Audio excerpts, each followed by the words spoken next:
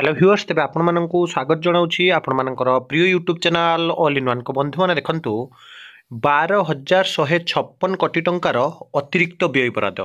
एवं जदि आपण मैंने देखिए 10 नूतन पदक्षेप स्वतंत्र व्यय बराद कले मान्यवर मोहन चरण माझी सरकार बा भारतीय जनता पार्टी सरकार जो थे आपण जदि देखिए जे आपणकर जानती राज्य में कोटी कोटी संख्यार लोक मान सरकार विभिन्न इनिशिएटिव निर्वाचन समय सरकार जो प्रतिश्रुति देते इलेक्शन मैनिफेस्टो बा निर्वाचन आचरण विधि में विभिन्न विभाग जो मैंने भी आंदोलन करते आंदोलन स्थगित रखा कहुला एवं समस्त दरमा वृद्धि सांग को विशेषकर जो मैंने वार्धक्य मान अच्छा जो आपणकर वार्धक्य भत्ता को वृद्धि करने को नहीं सरकार कही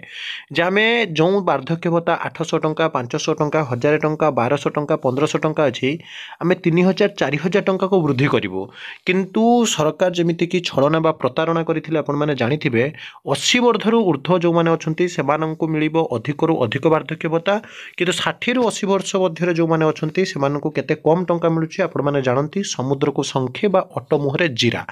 तेरे समान घटना मध्य जब आपने देखिए 12,156 कोटी टंकार अतिरिक्त व्यय मंजूर बिल गृहीत है बेले आप देखिए विधानसभा जो 2024-25 आर्थिक वर्षर 12,156 कोटी अतिरिक्त व्यय मंजूर बिल जहाँकि आप जो देखिए वाचनिक भोट्रे गृहीत होती विकसित ओडिशा गठन लक्ष्य में ताहा धार्य अवधि भितर खर्च हेब अर्थात विभिन्न विभाग को विशेषकर आप जो देखिए ए स्वास्थ्य भित्तिभूमि कृषि नारी शक्ति ओडिशा अस्मिता कर्म नियुक्ति और सामाजिक न्याय उपर गुरुत्व देवा सह 10टी नुआ क्षेत्र उपर व्यय बराद हो सारी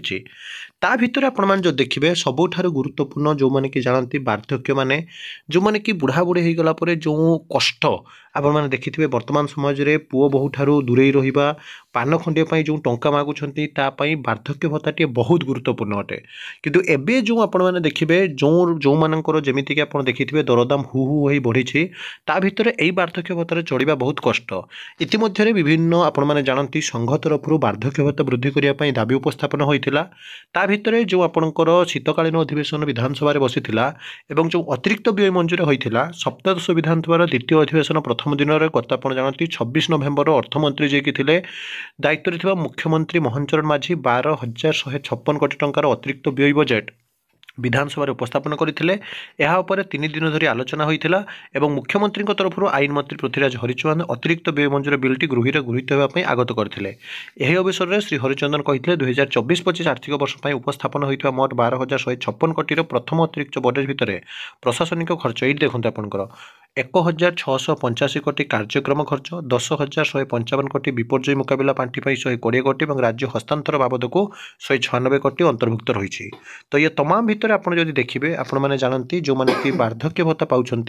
एत कम टंका मिलूँ ये आप देखूँ शिक्षापी 1,286 कोटी अनुसूचित जाति जनजाति 768 कोटी कृषि जलसेचन 379 कोटी ओडिया भाषा और संस्कृति 202 कोटी व्यय बराद होती सुभद्रा 1,196 कोटी व्यय बराद होता बेले गोपबंधु जन आरोग्य योजना 644 कोटी मिशन शक्ति 25 कोटी भूतल जल 130 कोटी और बन्या नियंत्रण उठा जलन पुनरुद्धार 80 कोटी ड्रेनेज 66 कोटी एमती आपंकर खर्च होती तो ता भितर आपने जानती जो मधुबाबू पेंशन योजना आपने जानती सरकार वर्तमान समय कोटी कोटी टंका व्यय बराद कर चली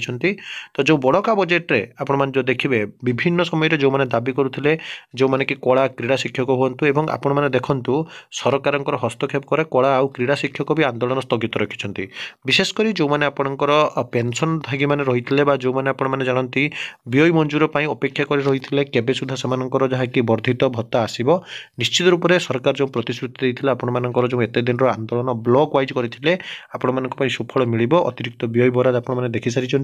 तेणु यही सब ऑथेंटिक जेन्युइन और ट्रस्टेबल इनफॉरमेशन चैनल को सब्सक्राइब लाइक शेयर करूँ विदाय दिखाते एक नया वीडियो सहित पुणी थे आपको आसवि बंद उत्कल जननी।